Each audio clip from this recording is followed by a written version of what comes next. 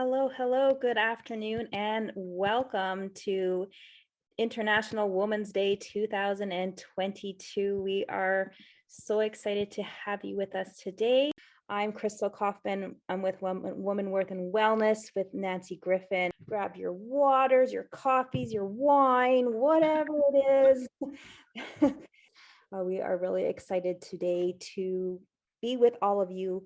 We're glad you joined us here. All right, I think we have the majority of the flock has flooded in here, so we will get started again. Welcome to anybody who has just signed in. This is International Women's Day 2022.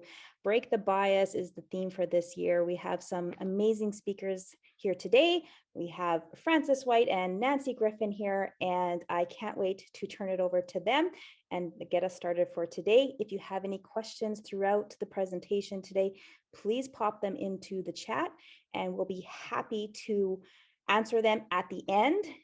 We have a lot of great, amazing content to go through first and a lot of Q&A time at the end afterwards. So again, welcome, and Nancy, over to you. Perfect. Thank you, Crystal, and welcome everybody. I really want to begin with thank yous, and the big thank you goes to Crystal, because she does all the marketing, all the promotion, and all the technology. And I can tell you 150% that without Crystal, I wouldn't be doing any of this. Crystal is based in Edmonton. And of course, I'm in lovely Picton, Ontario, Canada, right by the Glenora Ferry.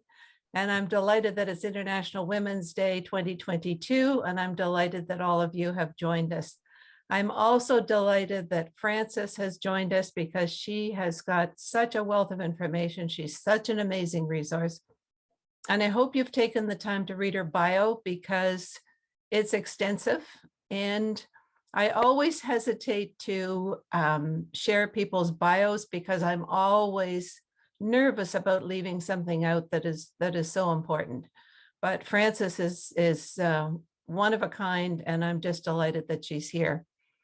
As you know, when we plan for these events, we think about topics well in advance. And I knew that this International Women's Day would be coming out of COVID. So what do we want to think about coming out of COVID? And I thought, well, really, we're looking back.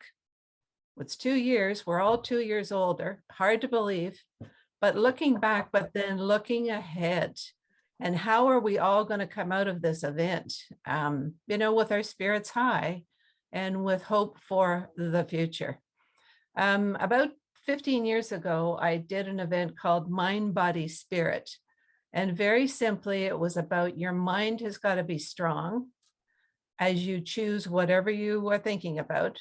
Also, your body has to be strong so that your mind and your body together gets you to the essence of you and bringing your best forward. And that's really where the logo came from. The Women Worth and Wellness brand I created in 1994. Can't believe it was that long ago. I think I was about 43 years old, had just started in the investment business.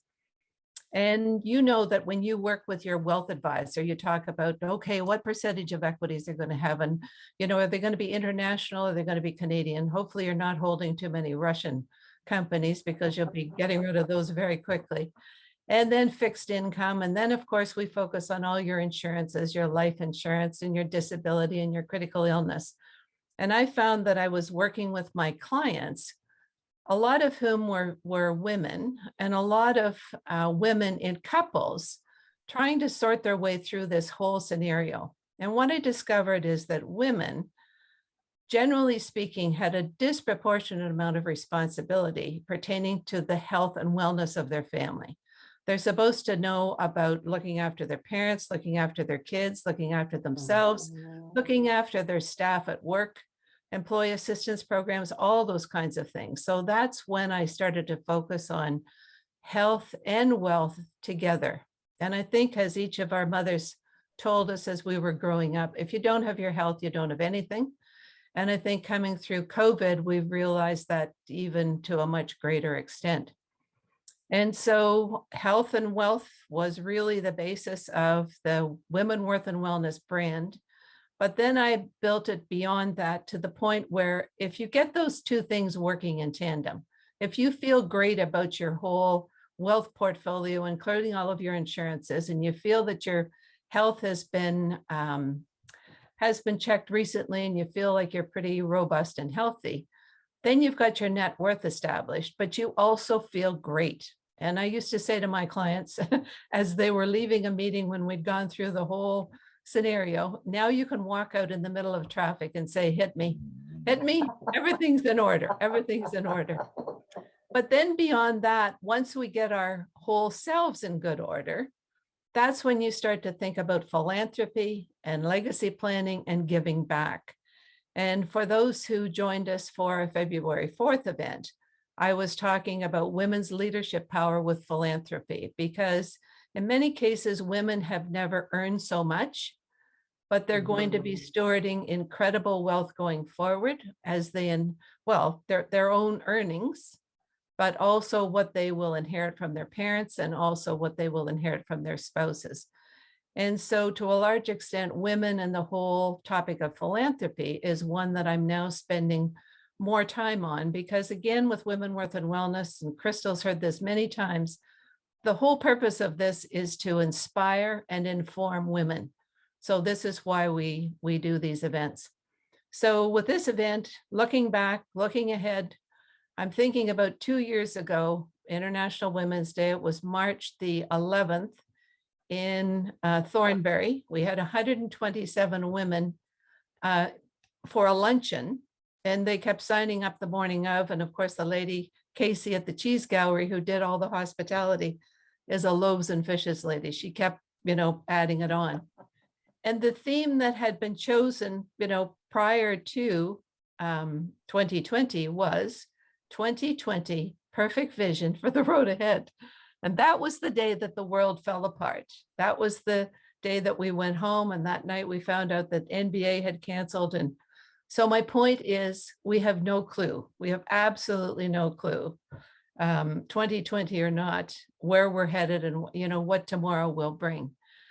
But looking back, looking way, way back, is why Frances is here.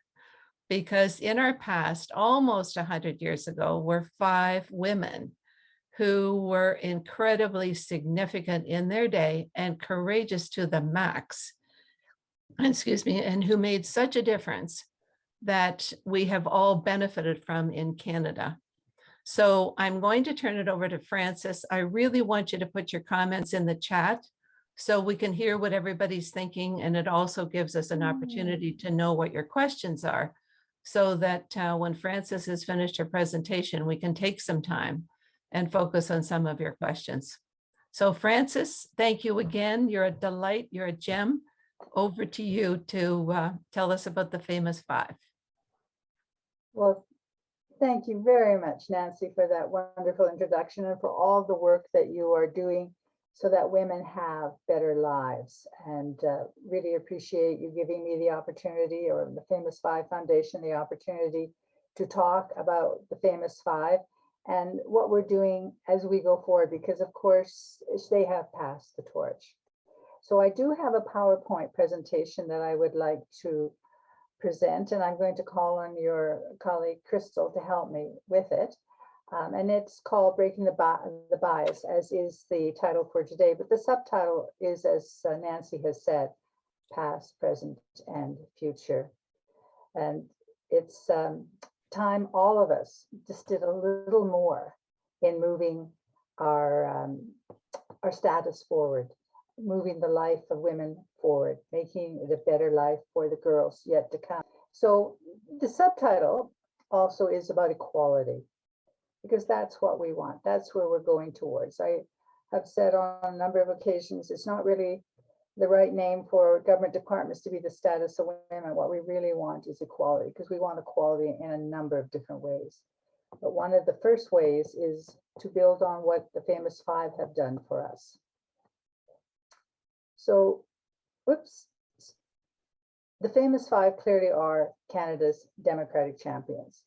Individually, they were responsible for securing the right of most Canadian women to vote, first of all, in provincial elections and then in federal elections. They are Judge Emily Murphy, Louise McKinney, Irene Parlby, Henrietta Muir Edwards, and of course, Nellie McCline. Nellie is a favorite of Nancy's Right. and many, many other people, and probably the best known of all the famous five, but each one of them is a magnificent woman and has contributed in so many different ways. Judge Emily Murphy was first known as a best-selling author, and she wrote under the nom de plume of Janie Canuck. But she landed in Edmonton and was very involved with the quality of life there. And when so many women, because of poverty, ended up in court, of course, she went to the Attorney General and said, we need to establish a women's court. Oh, said the chap, well, why don't you be the judge? Oh, said Emily, I'm not a lawyer. I haven't taken any training. But she talked to her brothers who were lawyers back in Toronto, and they convinced her with a little training and her good sense, her common sense, she would be outstanding. And so she became the very first woman to serve as a judge in the British Empire. Louise McKinney was born also in Ontario and wanted to be a doctor, but her family said to her, Louise, you'll never have any patients. Nobody's going to want to go to a female doctor. So she decided to become a teacher. And she ends up in the United States and gets involved with the Women's Christian Temperance Union and meets Mr. McKinney, who says, let's go to the Northwest Territories, meaning Southern Alberta at that time. So the early 1900s. And she works incredibly diligently and establishes 40 chapters of the Women's Christian Temperance Union across Alberta and Saskatchewan. No phones, no faxes, no social media, no cars.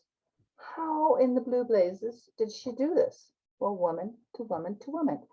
And then with Alberta becoming the third province to agree, yes, women can vote, we became the very first province that held an election. And both the Liberals and the Conservatives went to chat to Louise because she was very well known and said, will you be our candidate? Oh, says Louise, do you take contributions from liquor companies? And of course, both the Tories and the Liberals said, yes, of course we do. And so Louise said, so sorry, I'm not going to run for you. I'm going to run as an independent. And she gets elected. Sadly, she only serves one term, but then she goes on to be a signer that creates the United Church of Canada. The Honorable Irene Parlby comes from a very well-known conservative family. Her father was an MP back in Great Britain. And one of his buddies writes to the father and says, you need to come to Canada. It's a land with tremendous possibilities. And he was busy. So Irene said, well, can I go, Dad? So she ends up halfway between Calgary and Edmonton, near Lacombe, Alberta, near Alex, Alberta.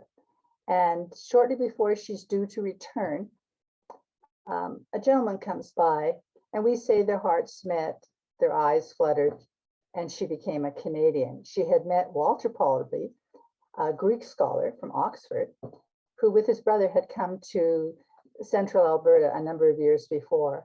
And she goes on to become the first president of the United Farm Women of Alberta.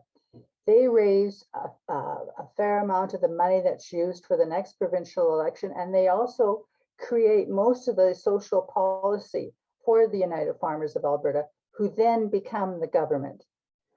But because women had never served in this position, one woman had in BC, there was great anxiety about Irene being a cabinet minister, because of course, women like to talk. And much of what's mentioned in cabinet is secret. So we didn't want somebody who would give away our secrets. Secondly, politics is a tough business and emotions run high. And sometimes women cry. And we certainly could not have a member of cabinet crying. The third reason they gave was, well, for a week every month, women are indisposed. They are irrational. They can't think straight. They are not feeling well, so they can't do it. So she doesn't get a portfolio. But what she does do is she goes and talks to the Minister of Education and says, why does everybody have to come up to Edmonton for education? So she helps them establish distance learning. Then she goes to the Minister of Health and says, can't we at least send nurses out to take care of people? And medical clinics were established traveling across Alberta. So an incredible person. Henrietta Muir Edwards. Henrietta is credited with establishing the Canadian prototype of the YWCA because she persuaded her father to donate one of the houses to herself and her sister. And very quickly they realized that women need a safe place. If they paid for 30 months rent, they should get 30 months rent, should not have their rooms disrupted, should not be raped. The women also needed some help with job applications, with English. And so she and her sister developed different programs. And then she looked around and said, if people are too sick to go to doctors or can't afford to pay for them, can't we at least send nurses? And finally, she joined with the wife of the Governor General of Canada to establish the National Council of Women so that women's groups from across Canada wouldn't duplicate efforts, but indeed would support each other and fill in the blanks. Because her husband worked on a number of First Nations lands in Saskatchewan and Alberta, she got involved too. And so thus she became known as Otter Woman, a name of honor given to her by the Blackfoot Nation. The last, of course, is Nellie McClung, who was burnt in effigy for suggesting that women vote, but eventually moved to Edmonton after she got the breakthrough in Manitoba for women to have the vote. And she served as a Liberal MP or Liberal MLA, and then goes on to be the first director of the CBC and a delegate to the League of Nations. But as wonderful as these women are, not everything they said and believed have withstood the test of time.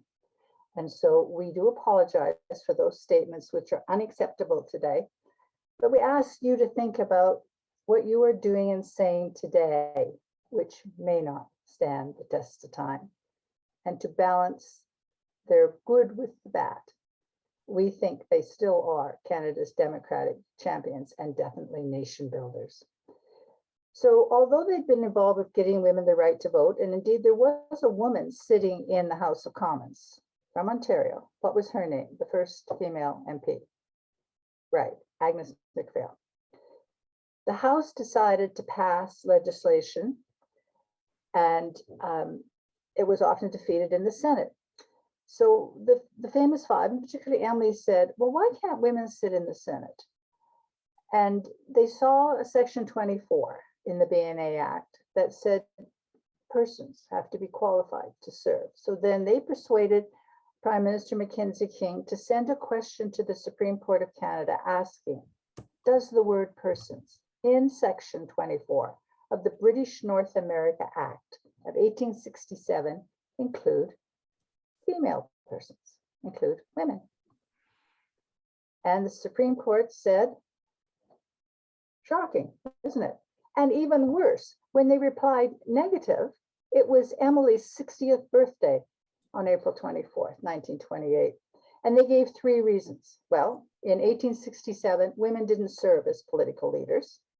Yeah, because in various provinces, they made sure there was actually legislation saying women could not vote, not just an assumption that, of course, women would not vote. Secondly, all the nouns, pronouns, and adjectives were he, him, and his. So it was very clear who was to govern and who was to be governed. And thirdly, the House of Lords did not have a female member. So how could we, a mere colony, break with this sacred tradition? At that time, the House of Commons had passed two pieces of legislation, old age pensions and mother's allowances. And the Senate defeated both of these. They said in terms of old age pensions, well, if a person gets to be an elderly person, they've had enough time to take care of themselves and to save so that if they need money in their old age, they have it. Or they built up connections and families. So we don't have to give them any money.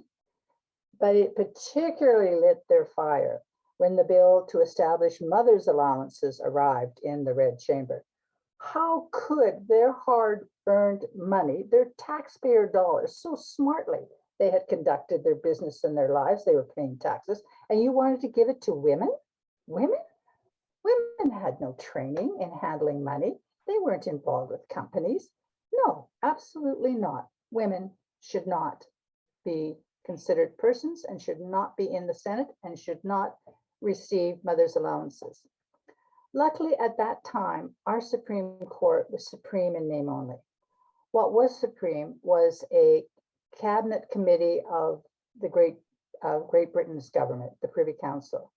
And so the famous five persuaded the government to appeal the dreadful decision of our Supreme Court to the Privy Council. And on October 18, 1929, the Privy Council said, yes, women are persons.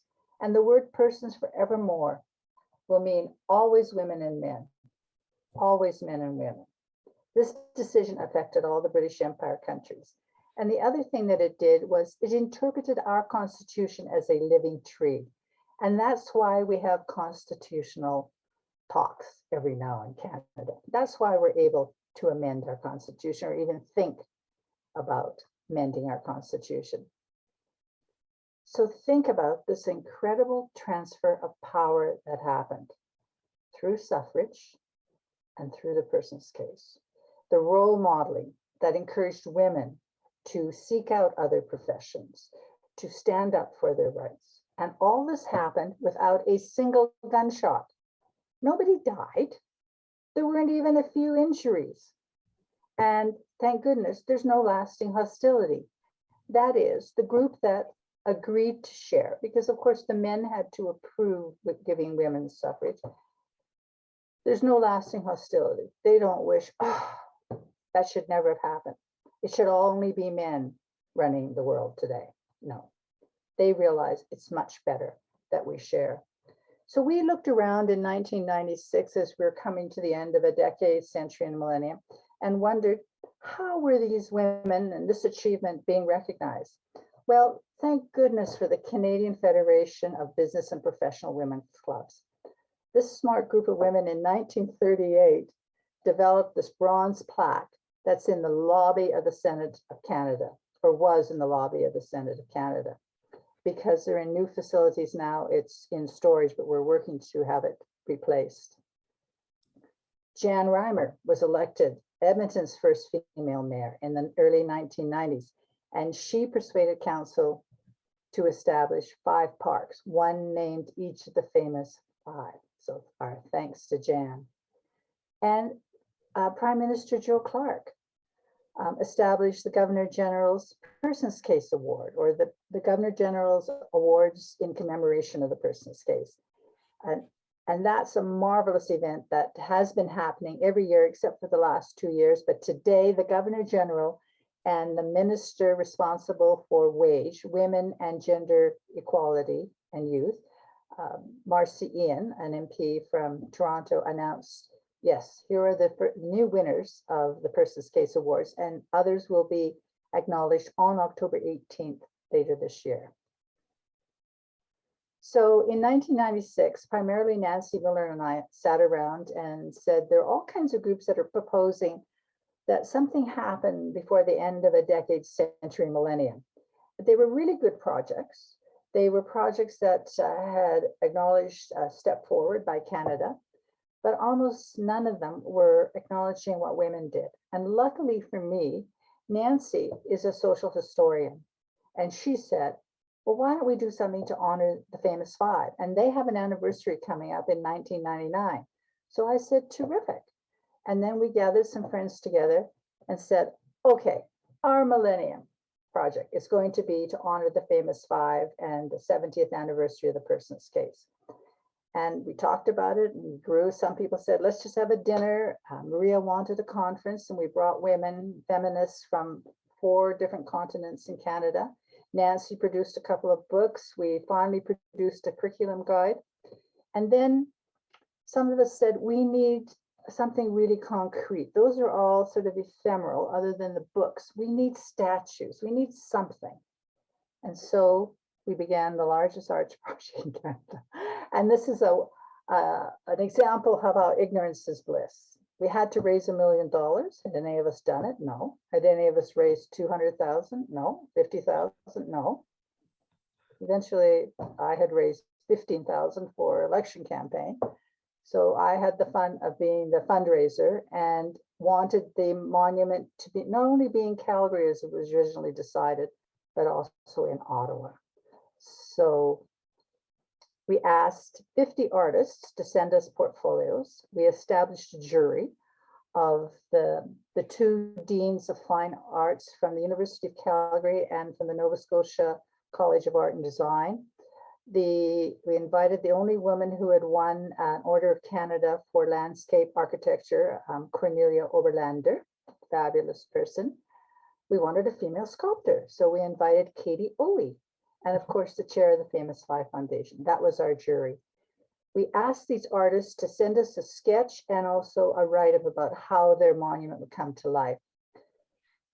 And I think we paid them $100 to do that.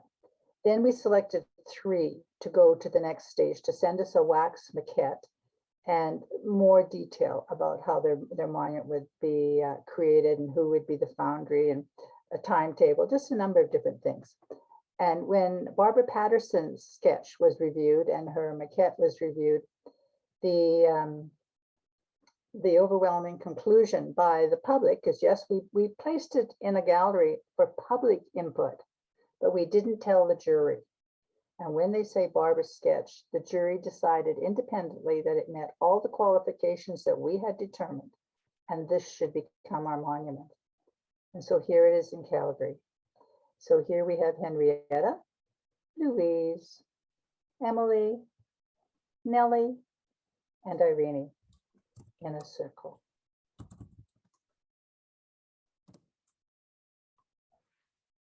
And for the 70th, on October 18th, 1999, luckily we had a female Governor General attend, Adrienne Clarkson, wonderful helper. We had the former Premier of Alberta, Ralph Klein, the Mayor of Calgary, Al Duer, and we had a number of donors attending too. Anne McCaig from Calgary and her daughter Jane and another daughter Roxanne were our first donors. 5 donors gave us $200,000 over 3 years to complete the monument. And the 4th donor was a senator, Vivian Poy. Oh, wonderful. So Lena Ann Hannon was our 2nd donor. Kiki Delaney from Toronto was the 3rd donor. Senator Poy was the 4th.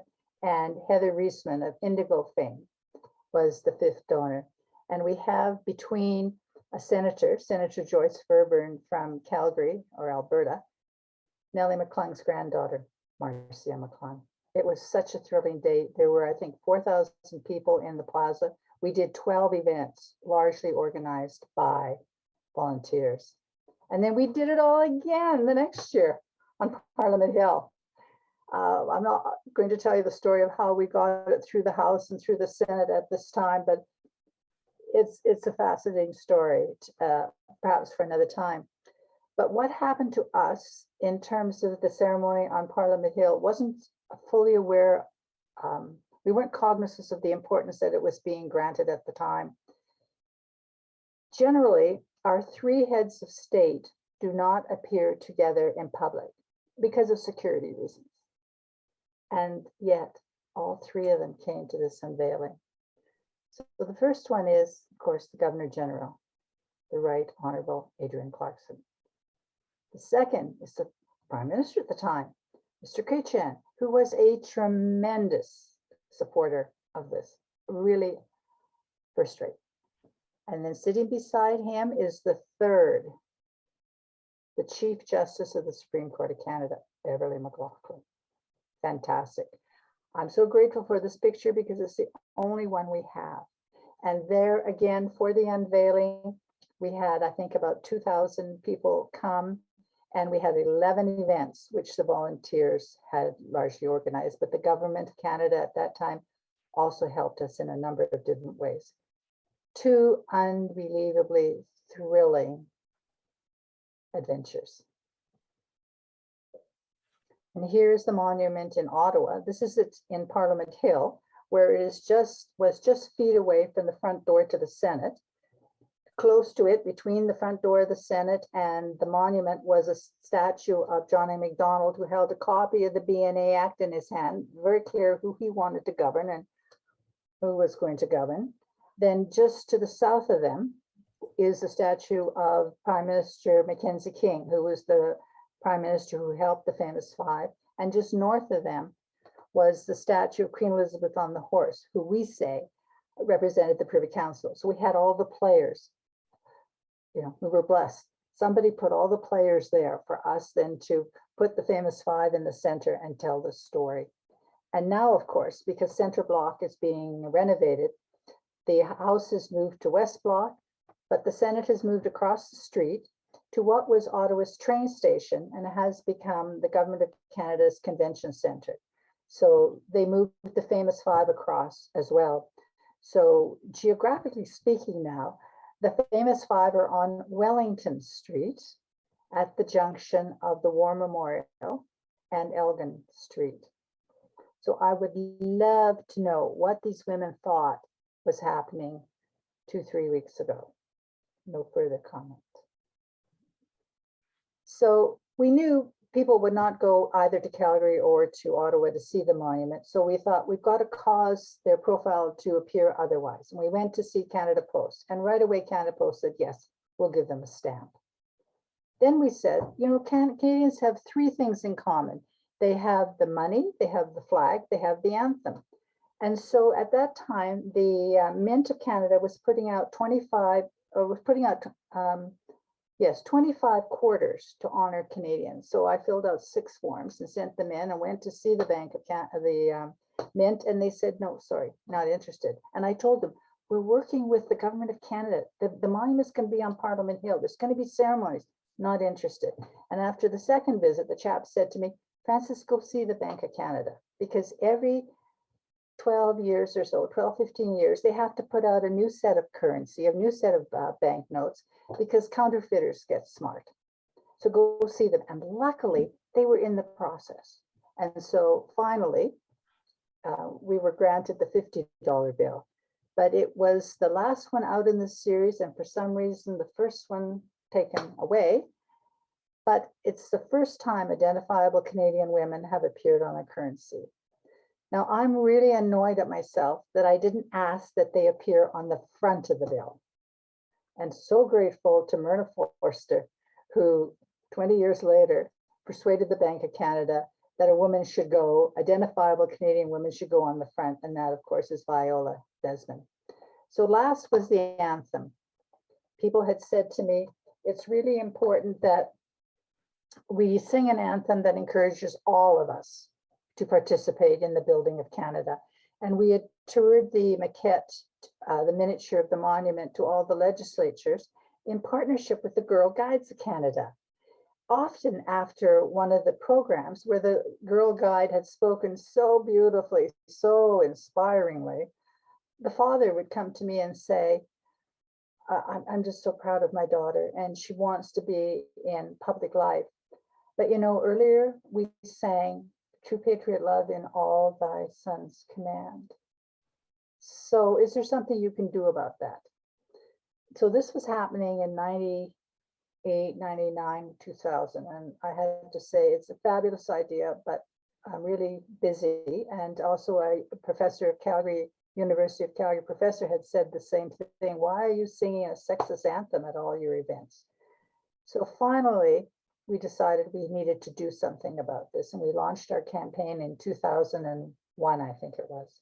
And we're so grateful that others such as Nancy Ruth and Senator Vivian Poy picked it up and made it happen almost to the finish line. And then 2 years ago, 3 years ago, 4 years ago, boy, time flies. The Senate of Canada, thanks to the leadership of Frances Blanken, finally changed our anthem, restored our anthem. So it's True Patriot Love in all of us command, in all of us command. And then things happened that we had no idea about. We never suggested to Passport Canada that they put a page in our passport honoring the famous five, but there it is. Thank you, thank you. Songwriters started creating songs about the famous five, and Carolyn Harley has both the Ballad of the Famous Five, and now she has the Spirit of the Famous Five. These are outstanding songs, and I would encourage you to go to Carolyn's site and to listen to them and to buy them and to spread them around. Brianna Burke, junior high school teacher, said, we have to do a musical about this. And so she wrote one, and then she moved to Australia with her husband. So we're just trying to figure out how to give Brianna a little more help with her musical. Groups started saying, well, we have Famous Five too. And luckily, one of the groups was a group of Indigenous women that was brought together by Senator Sandra Lovelace Nicholas to recognize the fact that particularly the woman, and Sandra's on the first line in the middle, and the woman, I guess I should show you with my cursor, sorry. This woman, Jeanette Corbeil-Laval. She was an Indigenous woman who married a non-Indigenous man and therefore was stripped of her Indigenous status, as were her children. And she tried for many years to have that reversed, but majority of the chiefs said, absolutely no way, it can't happen. And somehow or other, she gets her case before the Supreme Court. And the Supreme Court says, no, the Indian Act is superior to what you want to do. I mean, how could they make the same mistake twice, 30, 40 years apart? But they did. Anyway, Jeanette and her buddies, who I think are the other five, then take the case to the UN.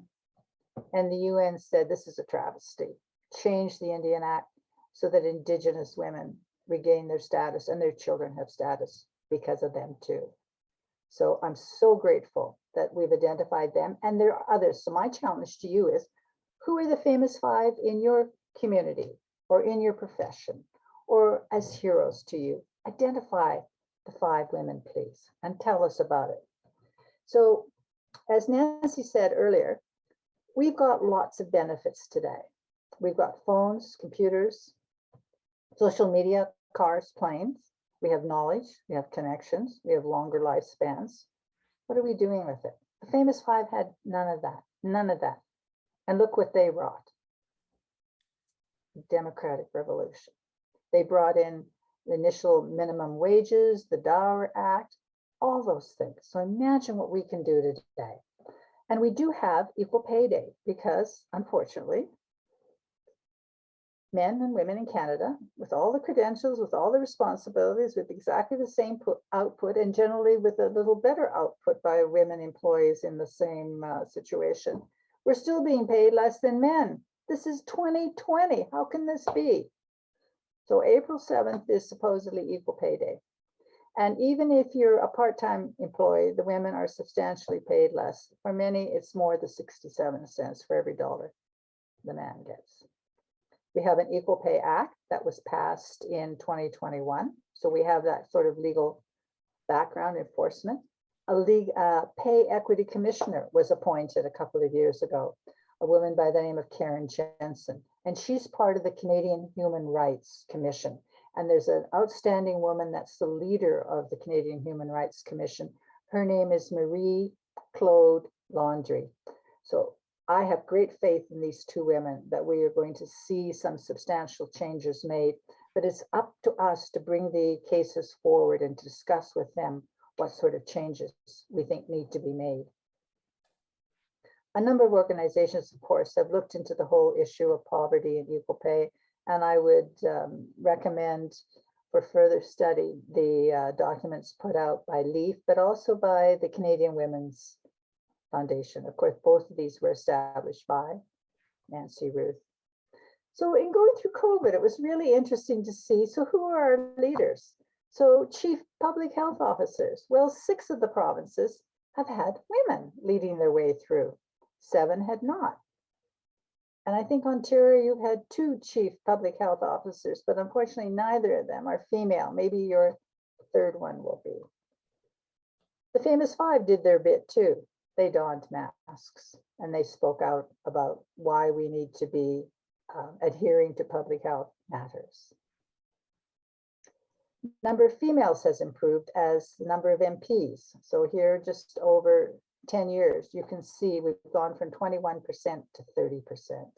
And hopefully that keeps growing. And of course, to a gender balanced cabinet. And one of the slides I'm missing today has to do with the Senate of Canada. And it is now gender neutral.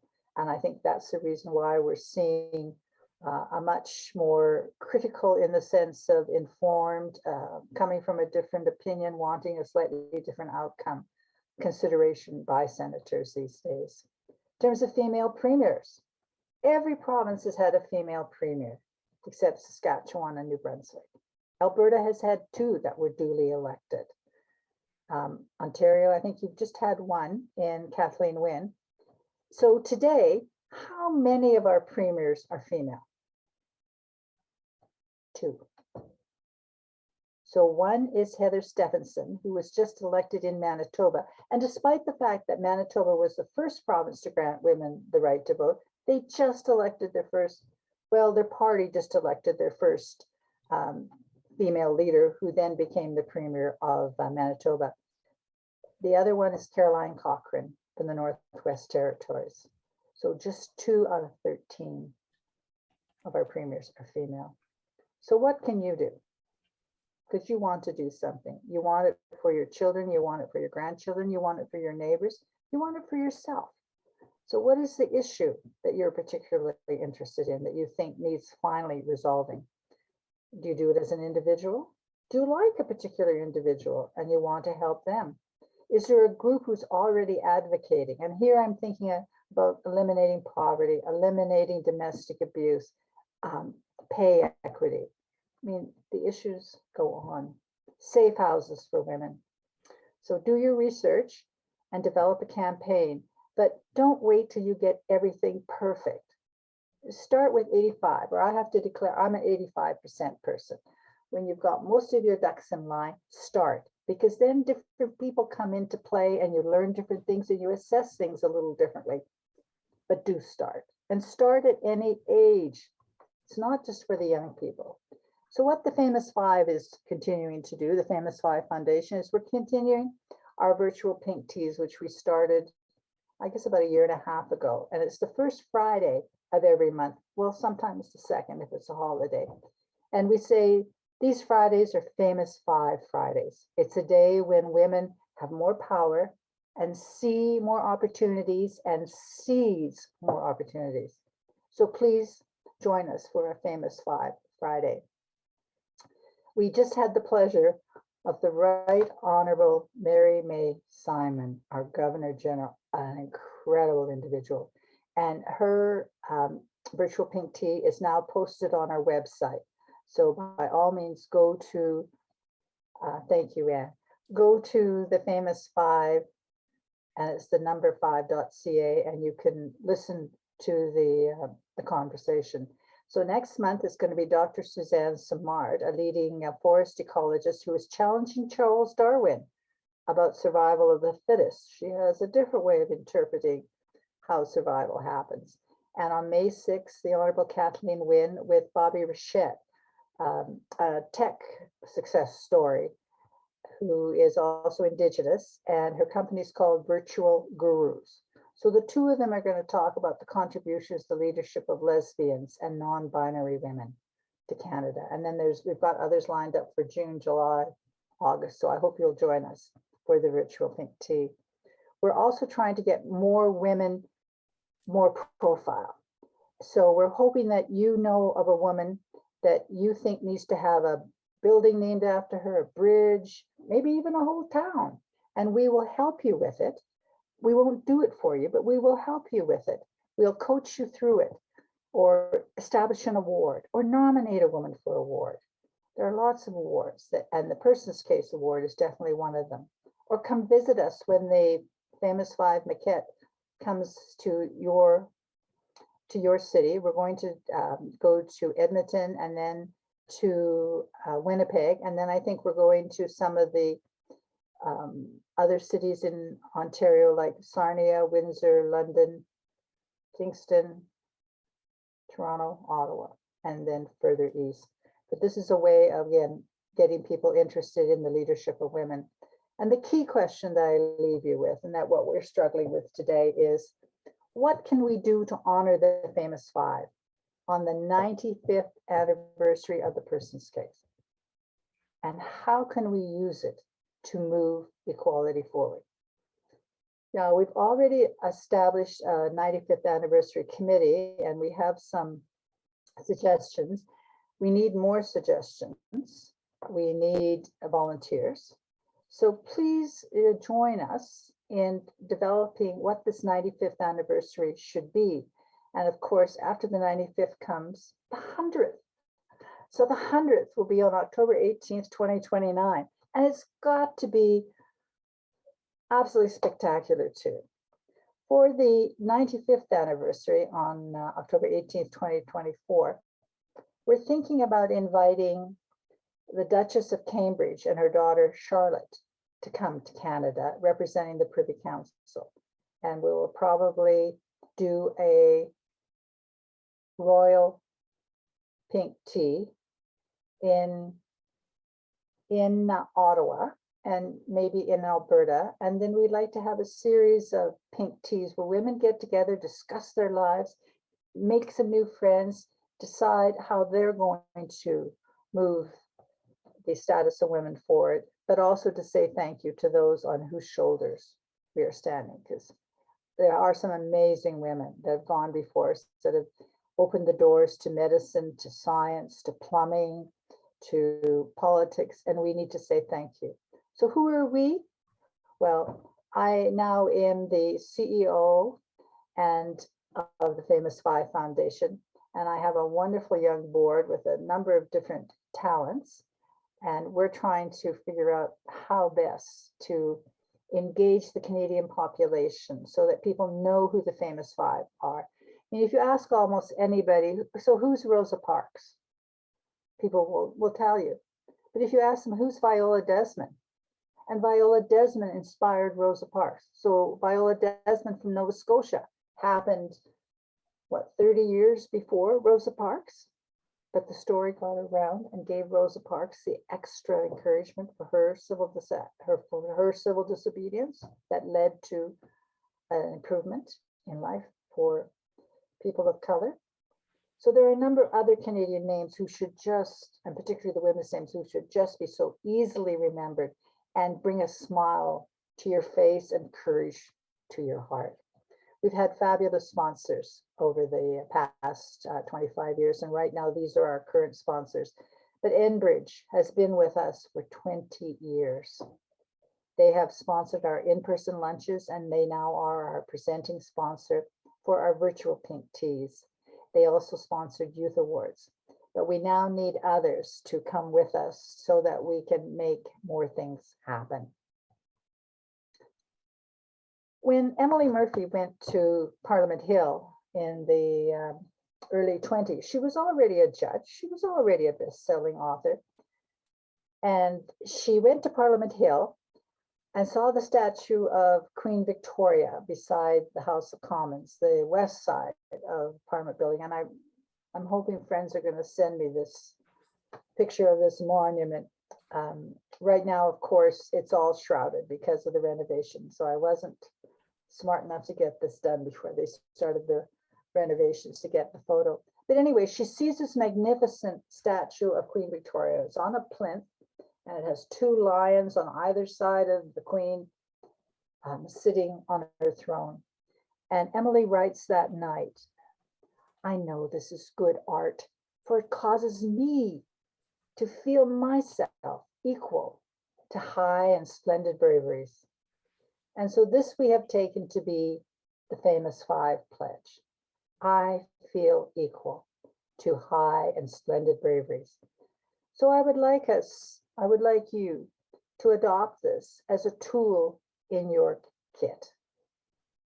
I would like us to say this together and then to have you say it yourself and mean it. So I will start by saying the first half, and I would ask you to repeat it. So in a strong, clear voice, I feel equal. I feel equal To high and splendid braveries. to high and splendid braveries. Now I would like us to say it all together. I feel equal to high and splendid braveries. Shoulders back. Deep breath. And I'm going to count down from 5. And I would like you to say this in a strong, clear voice. So 5, 4, 3, 2, 1. I feel equal to high and splendid braveries. Thank you, Nancy. That's very, very, very well said. I noticed that some of our buddies, though, were a little nervous about saying this. So I would like to do this one more time. So again, shoulders back, deep breath in and out. I'm going to count down from 5. And I want you to say in a very convincing way, I feel equal to high and splendid bravery. So 5, Okay. 4, 3, 2, 1. I feel equal to high. And splendid braveries. Thank you very much. The legacy of the famous 5 is within you. The spirit of the famous 5 is within you. And we know that you're going to go on to help build a really remarkable, inclusive, equal, diverse Canada. So thank you very, very much. Am I So excellent? Okay, so we're not burning underwear, but certainly we're being brave and courageous. When did that begin? When was that, Francis? Was that about 40 years ago when that happened? when what happened? Burning underwear. Bring the Well, broad. well, apparently very few women did that. It's sort of an anti-woman story, I think. Please, Liz. Well, I think we're going to have a special event in Ottawa this fall, October the 18th, and everybody can bring their bras. And we'll go to Wellington Street and have a little fire. No, we won't. No. We won't behave badly.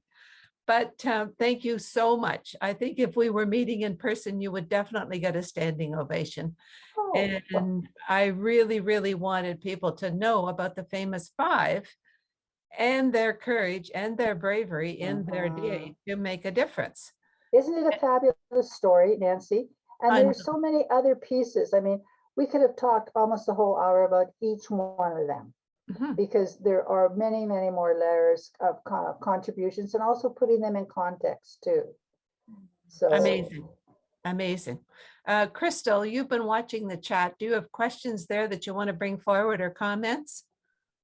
I don't have a lot of, well, I have some questions. I really want to highlight some of the amazing comments because I think they're important to note. This is the best International Women's Day presentation that I've ever attended. So thank you. Oh, there we go. Yay for famous 5. See? Thank you for this inspiring event. I just gone to the Famous 5 website. I see the chicken soup for the Canadian soul. I'm very proud to have a producing part of that book. So that's Trudy. I also wanted to highlight that some people have left their stories and links to their stories within. Terrific, And thank you. a question, will this PowerPoint be noted on your website, Francis? You know, I don't know, because I'm a guest of you. Did Mhm. you record it? I did record it, yes. And we'll be putting this out to the world as well. Well, thank you. Well, I will certainly ask my dear bosses if we could add this to our website.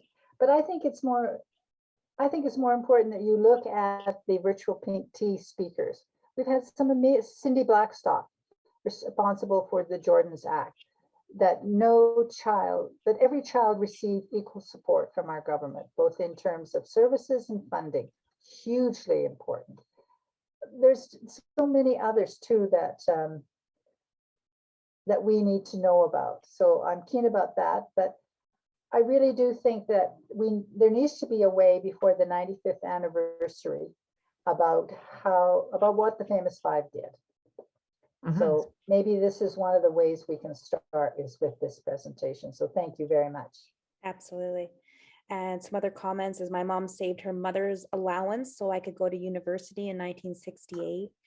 Wow. And women Yeah. like bumblebees, they don't know they are not supposed to fly. That committed action produces exquisite results. And this is truly a wonderful presentation. So what an incredible journey. And I feel the same way. I feel very inspired and honored to be a part of that and to hear the wonderful history of that. Francis, honestly, your legacy inspires us all. So thank you. And artists play a fantastic role in changing mindsets. So excellent work. So, excuse me, if I may, so see, that's the other thing. So should we, I think we should be putting up statues to other women. I think it's really important for the public to see women in different, like in marble or in stone or in bronze or free form or whatever, that wherever they turn, look, there's a woman and she's being honored. She's important. She's powerful. She has friends. Don't mess with women. So it has a number of different meanings, gratitude, honor, but it also says to people, women are important and women have power. And we need to use our power to build the best society we can. And so I'm hoping there are individuals and groups out there that will say, well, you know, so-and-so deserves a monument, or so-and-so deserves a mural or a school or something. But I think pictorially or artistically, it would really have a wonderful impact. Well, women, it's interesting because most women don't want that recognition. Because it's like, Well, Frances, would you like one? Because we can arrange to get one. See, you would say no. You would say not me. It's part of Yeah. everything. So maybe in 50 years' time, Nancy, then you can compare whatever. And again, and I should have said, when Nancy says Frances, or when I say Frances, please remember it's Frances and friends or Frances and family, because Frances didn't do all this. She was so lucky. People came along and helped. And often I thought we should do something in, I don't know, in purple. And friends came along and said, no, what's wrong with purple and white and green? And all of a sudden you had a much fuller initiative going forward. And that's why it's important that we come together and talk about it and then start to do. You keep your eye on the prize. You know, when we first started out to think about doing the monument, we thought we would just do it in Calgary. And so I went to visit the city councilors, or they were called aldermen at that time, even the women, despite the fact that some of us had recommended on 4, 5, 6 occasions that Calgary City Council call their elected officials councilors. This didn't happen until 2010. But several of the councilors, several of the aldermen said to me, well, are these women married? I said, yes, they're all married. Well, did any of them have children? Yes, they all had children. Well, why weren't they home with their children? And I would think to myself, well, thank goodness you're not home with yours. But what it caused, you know, I never said anything like that. You bit your tongue, right? Because you kept your eye on the prize. You wanted that man or that woman to finally agree with you that, yes, of course, the famous 5 should go in Olympic Plaza, our most precious public space. But, you know, we got a unanimous resolution through the House of Commons and through the Senate after 3 rejections up and down in both houses before Calgary agreed. And I'm quite convinced if the smart MPs and senators hadn't agreed to having the famous 5 live on Parliament Hill, I'm not sure we'd have them in Calgary. So our thanks to the MPs and senators who were smart enough. Actually, that's a good question from Trudy. Crystal, can you read that one out?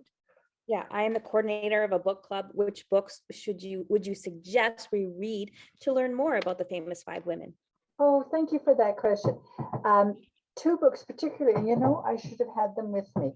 One is a book by Nancy Miller, who is my dear friend, unfortunately advanced dementia right now, who wrote a book called The Famous 5 and the Case of the Missing Person. It's accurate, it's engaging, it's terrific.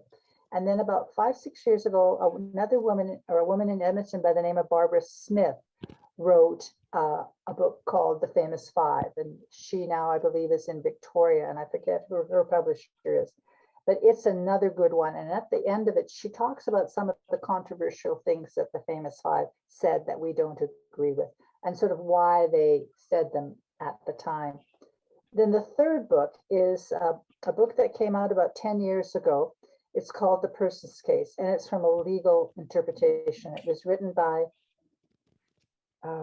Judge Robert Sharp and a lawyer by the name of, I think, Patricia McMahon. It's called The Person's Case. It's a wonderful read.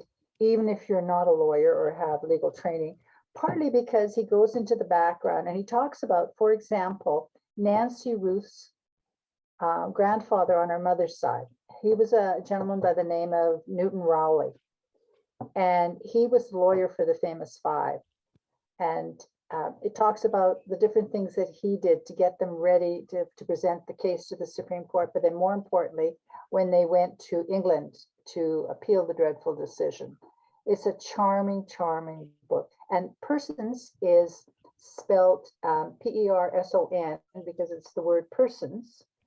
And then usually legal put single apostrophes around it to say this is the key word that we need to know. But those are the three key books. But you know, now they're, the other day I saw there were two, what do they call them? Animated books. I would call them comic books. They're graphic novels, I think is the term. Right. And there's two of those out now. Another woman, Connie, somebody that has written 3 or 4 books for children. So she has several about Nellie, Nellie's journey, Nellie's quest, Nellie's whatever. I'm so sorry. I should have thought about maybe somebody would ask that question. Crystal's been putting them in the chat as you've been communicating them. So I have a question for you, Frances, and that is, are you available to do this presentation if there are other people here today who would like you to present to their groups? Would love to. But absolutely love to. Thank you very much. And thanks for that helpful question, Nancy. We didn't discuss that beforehand, did we, Nancy? No, we didn't. No, we didn't. But the thing is, you handle all of this content so exceptionally well. You know it so well, but you present it with such joy, which is so great to see. And that's the way you host all the famous 5 events. I bought what did I buy? A half season's pass, and how much was it? Like $40 or something?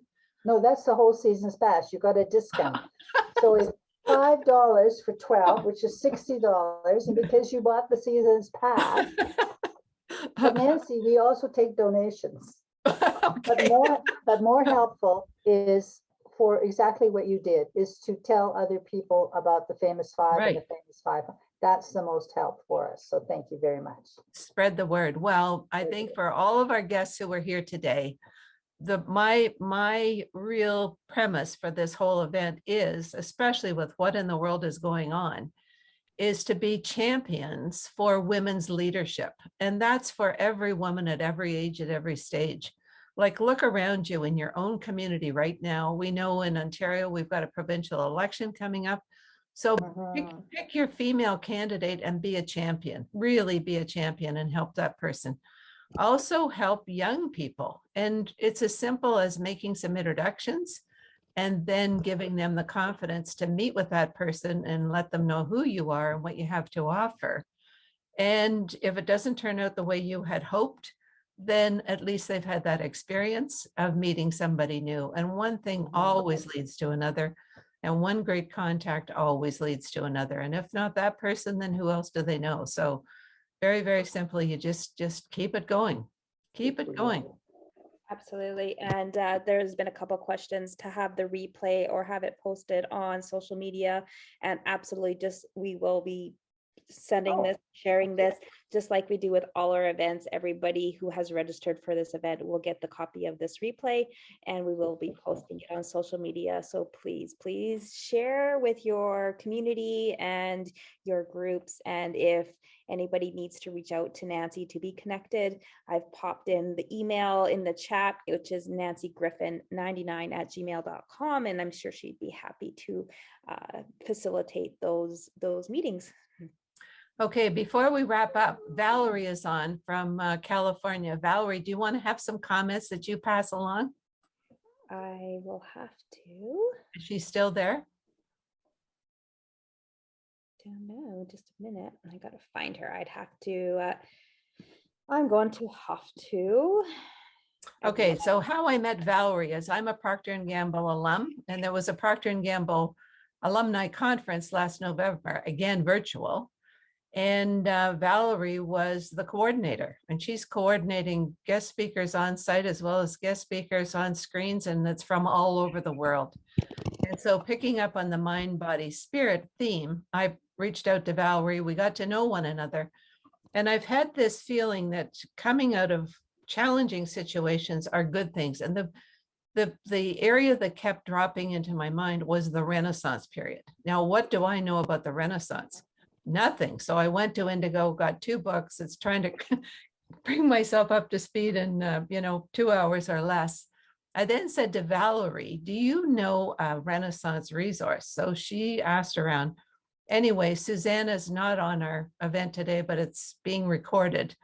And so we're hoping to do an in-person event. And I think it probably will be in the fall by the time we get it all organized.